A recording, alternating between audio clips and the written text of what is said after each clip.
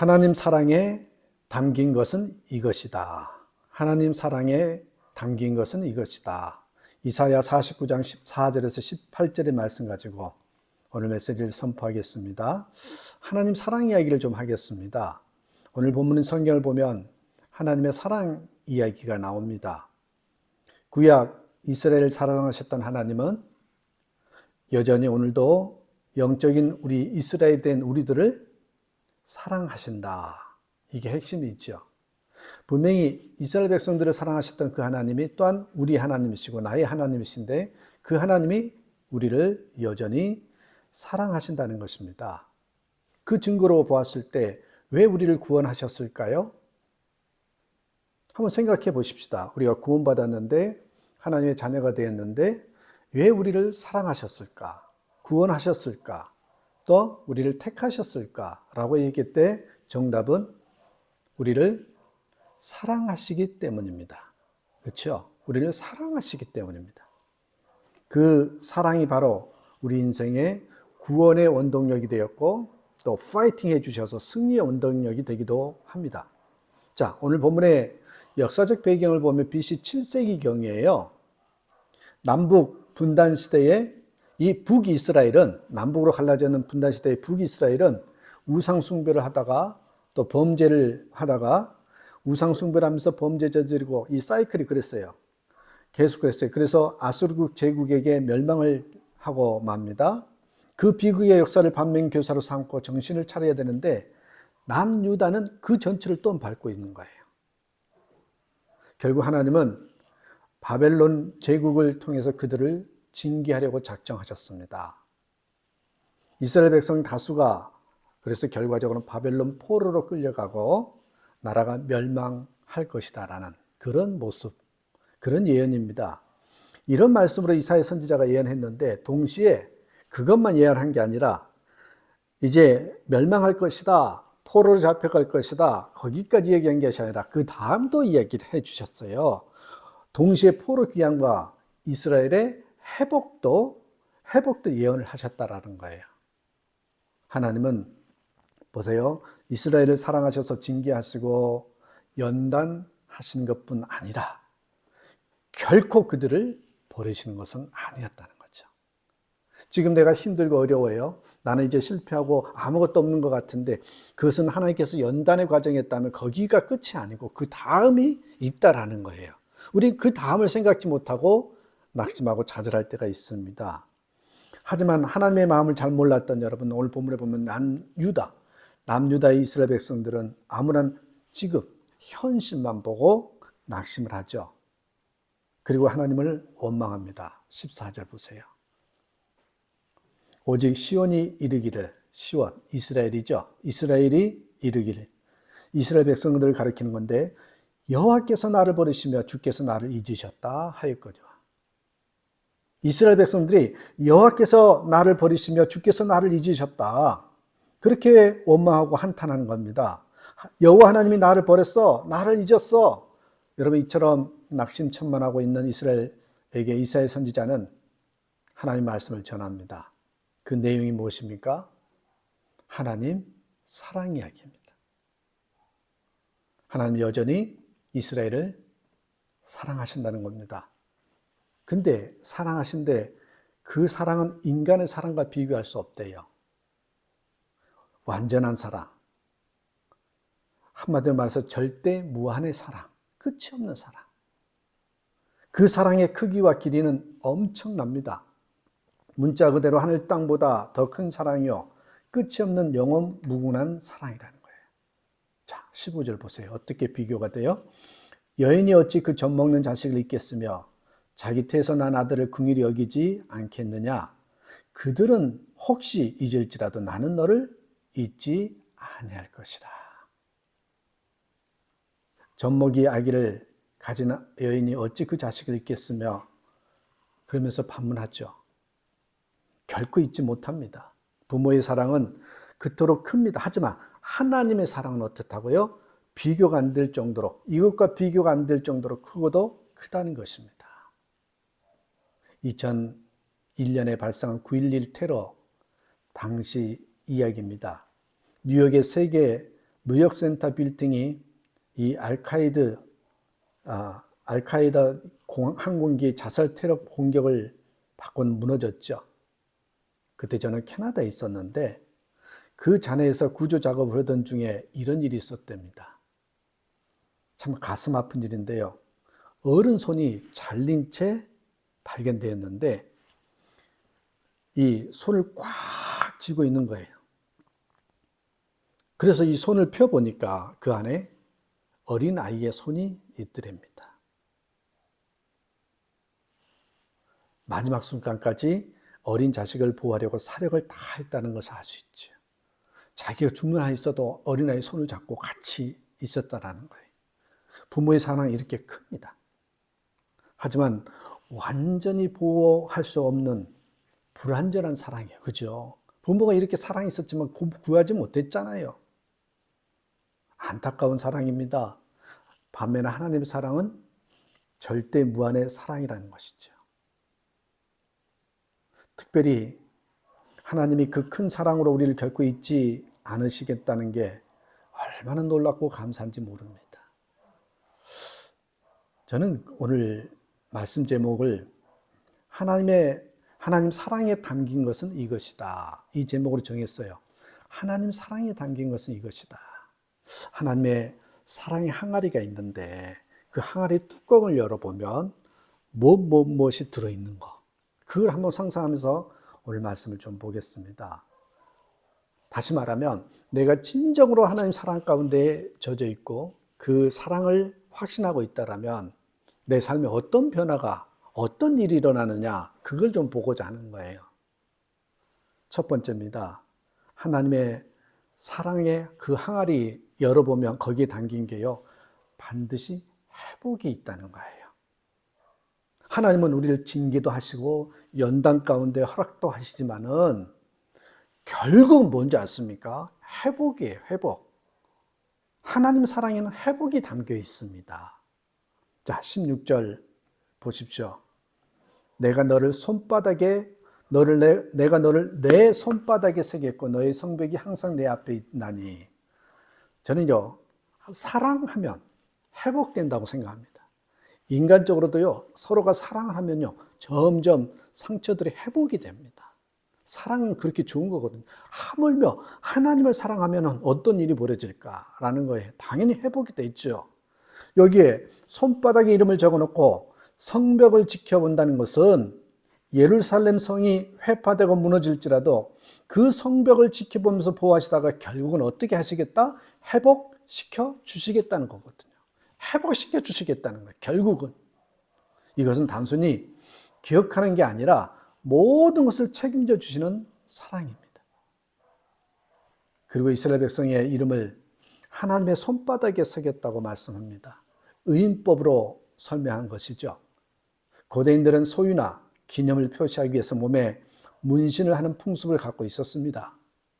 바늘이나 침으로 살갗을 찔러서 글씨를 새기고 물감이나 향료로 물들였죠. 그러면 절대 변색되거나 지워지지 않았다고 합니다.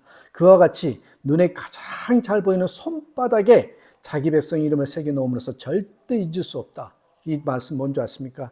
내가 너를 반드시 사랑하기 때문에 회복시켜 주겠다.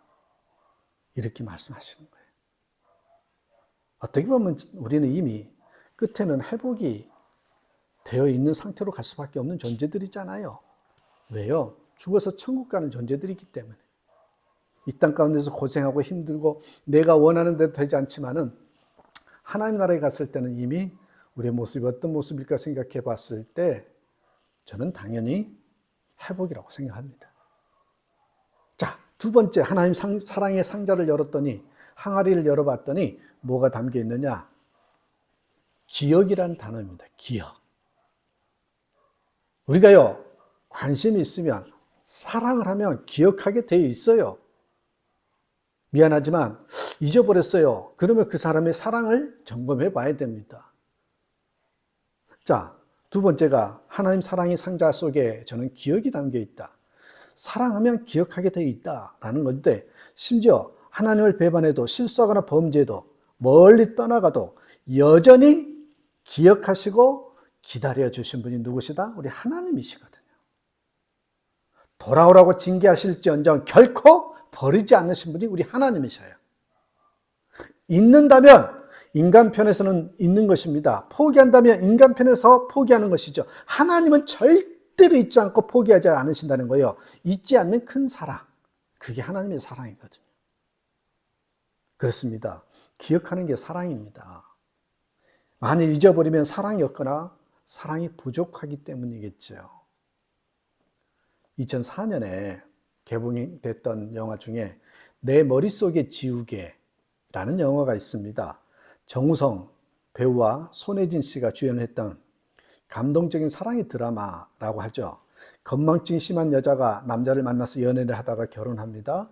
알콩달콩 사랑하며 사는데 아내의 건망증이 점점 심해져요.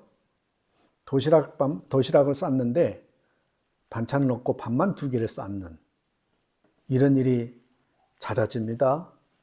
그래서 매일 가는 집조차도 찾지 못하고 헤매는 게 일쑤였고요. 그래서 그런 현상들이 생기니까 병원에 가서 진단을 받아보니까 내가 죽어가고 있다. 그런 병명을 받는데 알츠하이머라는 병이 있죠. 알츠하이머. 아내는 남편에게 말합니다. 내 머릿속에 지우개가 있대. 나중에는 남편조차 기억하지 못한데 기억이 날 때 생각해 보니까 남편의 인생을 망칠 것 같아서 남편에게 이혼을 요구하지요. 우리 이혼하자고. 당신의 행복을 위해서 내가 이혼하는 게 좋겠다고 했지만 허락해 줄 리 만무하죠. 결국 남편 모르게 멀리 떠납니다. 하지만 남편은 포기할 수 없어 수많은 끝에 아내를 찾아냅니다. 겨우 기억을 되살린 아내는 울부짖습니다. 나는 곧 모든 걸 잊어버리게 될 거야. 내 머릿속에 자기가 없는 거야. 나도 없는 거야. 나 무섭다고. 그러자 남편이 눈물을 글썽이면서 말합니다. 뭐라고 한 것이에요? 명대사가 나와요. 내가 너 기억이야. 내가 네 기억이야. 너는 잊어버려도 돼. 내가 기억하면 되니까. 아름다운 이야기지만 너무 슬프죠. 인간의 불완전한 사랑입니다. 남편이 아내에게 내가 네 기억이야 라고 외쳤지만 세월이 가면 그 역시 잊게 될 날이 올 겁니다.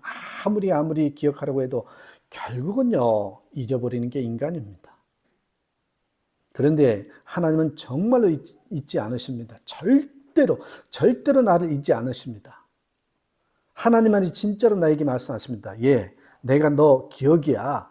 네가 나를 잊어도 나는 절대로 너를 잊지 않아. 이게 바로 하나님의 절대무한의 사랑이에요. 잊지 않는 사랑. 여러분 이 사실을 꼭 믿으시길 바랍니다. 그 사랑이 말로 그 사랑을 내가 붙잡고 있다면 우리에게 구원의 원동력이고 당연히 승리의 원동력이 될 수밖에 없죠. 그것 때문에 내가 구원받았고 그것 때문에 내 삶은 끝에는 승리하게 돼 있다는 거죠. 세월이 흘러가면 서로 사랑하는 사람들이라도 잊어버립니다. 그리고 어려운 일을 당하면 자격지심에 다른 사람이 나를 잊어버린 것 같은 그런 소외감을 느끼는 게 우리 인생을 살아가면서 다 경험합니다. 하지만 여러분 꼭 기억하시기 바랍니다. 사람은 나를 잊어버릴 수 있습니다. 아니, 언젠가는 잊어버립니다. 최선을 다해서 사랑해야 하지만 우리는 연약한 인간인지라 다 부족해요. 그러면 인간의 사랑을 넘어 하나님의 사랑을 바라보면서 살아야 되는 거예요. 다시 말하면 하나님이 없다면 그만큼 불쌍한 존재는 없어요. 정말 하나님 없이 사는 사람이 저는 이 세상에서 가장 불쌍한 존재다. 그렇게 생각을 합니다. 때때로 우리에게 구원의 확신이 흔들릴 경우가 있어요. 고난을 당하면 하나님의 사랑을 의심하지요. 하나님이 나를 잊으셨나 봐. 나를 포기하셨나 봐. 그런 마음이 들 때가 있어요. 왜 저 사람은 안 그런데 나만 이렇게 힘들게 하셔? 그럴 때 그런 느낌이 들 때가 있어요. 그러나 여러분 전혀 그렇지가 않다는 거예요. 내가 범죄할 때도 하나님의 사랑을 의심하기 쉽습니다.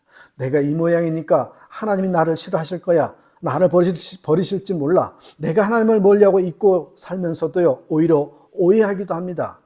아마 하나님이 나를 잊으셨을 거야. 지가 잊고 살면서. 우리는 하나님이 나를 잃어버렸다고 오해한단 말입니다. 여러분 이런 의심이나 생각들은 한마디로 기우입니다. 기우제를 지낸다고 하잖아요. 기우. 하나님은 절대로 나를 포기하지 않습니다. 아니, 하나님은 절대로 나를 포기하지 못하십니다. 안 하는 게 아니라 못하셔요. 하나님의 속성이 그렇대요. 여러분, 한번 생각해 보십시다. 우리가 그런 소리 하잖아요. 내가 얼마짜리인데.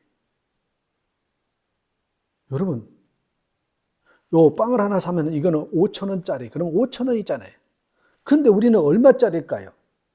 그래서 뭐라 그래요? 하나밖에 없는 아들 예수님을 위해서 우리에게 이 땅에 보내셨던 그 하나님은요, 우리를 뭐라 그러냐면 예수님짜리라고 이야기하잖아요. 얼마짜리인데? 예수님짜리. 예수님의 목숨값, 예수님의 피값으로 우리를 사셨다는 거죠. 이걸 우리 기독교용어로 뭐라 그래요? 구속. 구속이라고 합니다. 그렇죠, 여러분. 하나님이 나를 예수님의 피값으로 사는데 과연 포기하실까요? 그런 일이 있을 수 없습니다. 그러므로 저와 여러분은 어떤 경우에도 구원받은 성도여 하나님의 자녀임을 확신하시길 바랍니다. 결국은 천국에 들어갈 것을 확신하시기 바랍니다. 내가 범죄한다고 해도 나를 때려 해결시켜서라도 천국에 들어가실 분이 우리 하나님이세요. 내가 하나님을 잊어도 부인하는 게 아니라 여러분, 내가 하나님을 잊어도 나를 붙잡고 천국에 들어가실 분이 우리 하나님이시래요. 그러니까 하나님 나를 그렇게 기억해 준다. 그게 그만큼 하나님 우리를 사랑하시는 증거 아닙니까? 절대로 잊어버리지 않고 기억해 주신대요. 이게 하나님의 사랑이구나. 자, 하나님 사랑의 그 항아리를 열어보면 첫 번째는 회복이 있고 두 번째는 기억이란 단어가 있고요. 마지막 세 번째 단어가요, 승리입니다. 승리. 결국은 승리케 하신다는 거예요.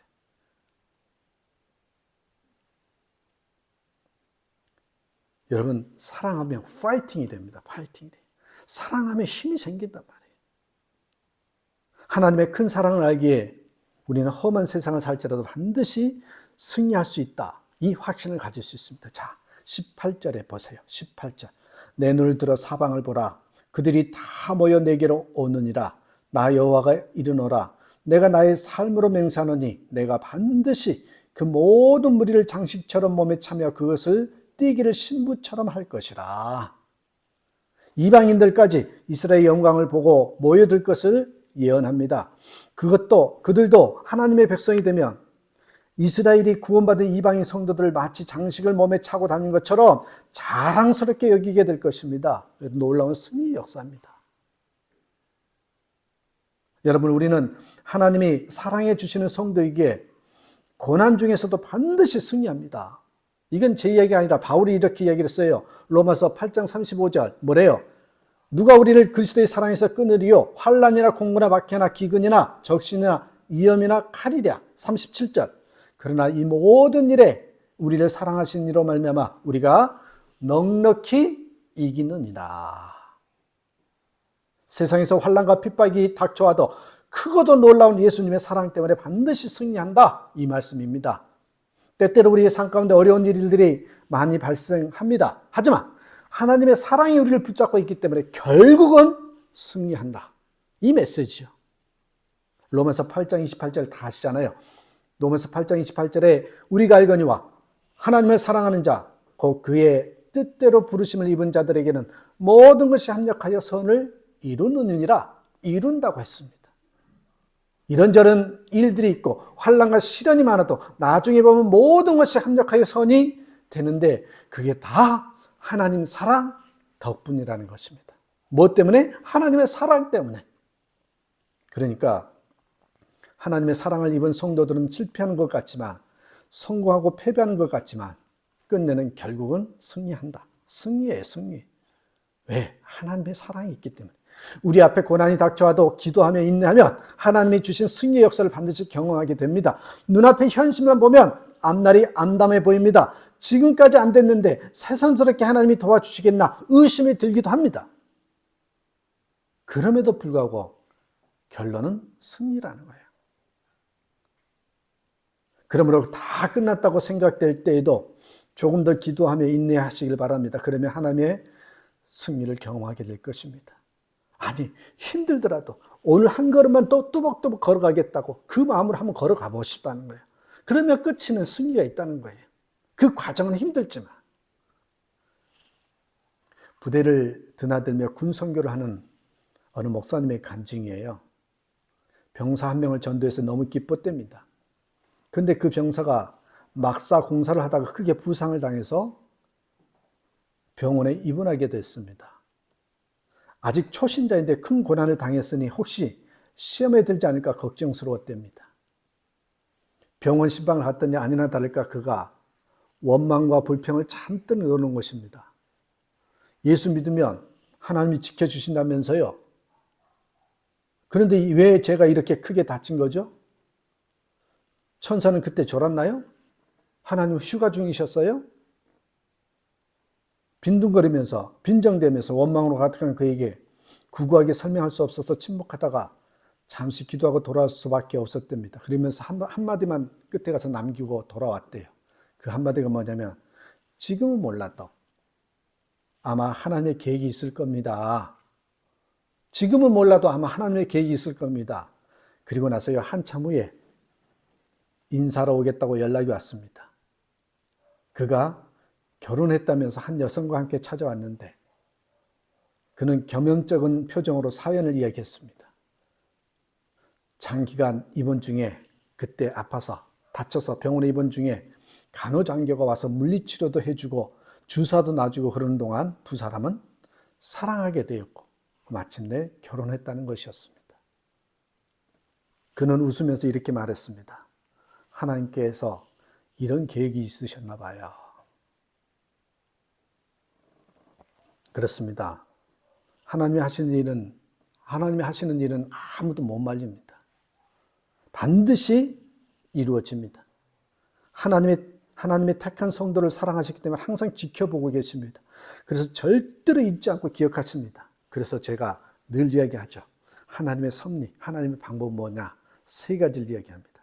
어떻게 해요? 가장 좋은 것을, 가장 좋은 때에, 가장 좋은 방법으로 주신다. 하나님 보시기에요. 가장 좋은 것을, 가장 좋은 때에, 가장 좋은 방법으로 주신다는 겁니다.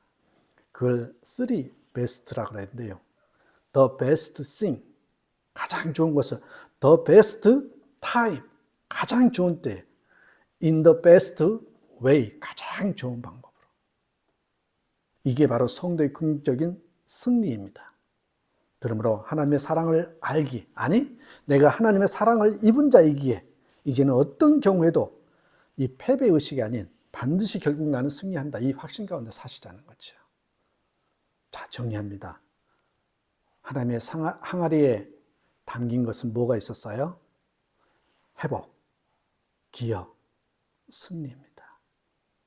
이 사랑을 늘 가슴에 품고 사는 저와 여러분 되시기를 주님의 이름으로 축복합니다. 기도하겠습니다. 하나님 감사합니다. 그렇습니다. 힘들고 어려울 때마다 내 인생이, 내 삶이 왜 이런가 라는 원망을 할 때가 있지만 오늘 말씀을 듣고 깨닫는 것이 맞다. 하나님의 사랑이 있다면 반드시 변화되고 회복될 뿐만 아니라 또한 우리를 기억하셔서 끝까지 인도하실 뿐만 아니라 승리케 하신다는 것을, 내가 그런 하나님의 사랑 가운데 있는 자란 거, 하나님의 자녀로서 택함 받았다는 거, 내가 예수님 짤이라는 거, 그 사랑을 기억하니 새 힘을 얻습니다. 이 사랑을 가슴에 품고 한 주간도 승리하며 주께 영광 돌리며 늘 평강에 이르는 우리의 삶이 되게 하옵소서. 내가 다시 한번 예수 이름으로 선포하느니 하나님의 사랑이 가슴에 뜨겁게 머물러 있고 또한 삶 가운데 머물러 있는 귀한 아들, 딸들이 되일지어다. 예수님의 이름으로 축복하고 기도하옵나이다. 아멘.